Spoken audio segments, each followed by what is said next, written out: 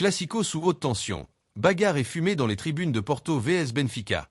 Bonsoir à tous, bienvenue sur ma chaîne de 100% foot, où on décortique l'actualité footballistique avec passion et précision. Ce soir, on plonge au cœur d'un classico portugais qui a fait trembler les tribunes, et pas seulement à cause du spectacle sur la pelouse.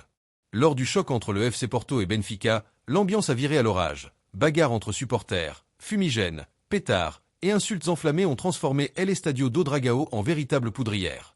Si le score est resté vierge, les tribunes, elles, ont livré un spectacle explosif. Que s'est-il vraiment passé? Pourquoi tant de tension? On vous raconte tout, avec des images exclusives et une analyse détaillée de cet incident qui secoue le football portugais. Restez avec nous, c'est parti. Le Classico portugais, c'est bien plus qu'un match. C'est une guerre de passion entre deux géants du football, le FC Porto, maître du Nord, et Benfica, l'orgueil de Lisbonne. Chaque rencontre est une bataille pour la suprématie, un duel où l'enjeu dépasse les 3 points. Dimanche dernier, El Estadio do Dragão était plein à craquer, prêt à vibrer pour ce choc au sommet de la Liga Portugal. Mais cette fois, le match a été marqué par une tension palpable dès les premières minutes. Sur le terrain, les deux équipes se sont neutralisées. Un 0-0 âpre, sans grandes occasions, où chaque ballon était disputé avec une intensité féroce. Les stars comme Diogo Costa pour Porto ou Ángel Di Maria pour Benfica ont tenté, en vain, de faire basculer la rencontre.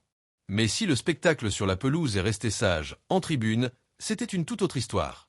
Les supporters des deux camps, connus pour leur ferveur légendaire, ont transformé l'enceinte en véritable chaudron.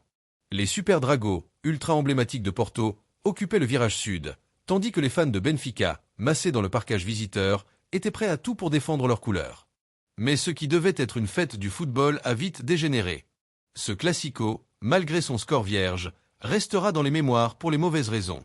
La passion du football portugais est une force incroyable, mais elle peut aussi devenir destructrice quand elle déborde.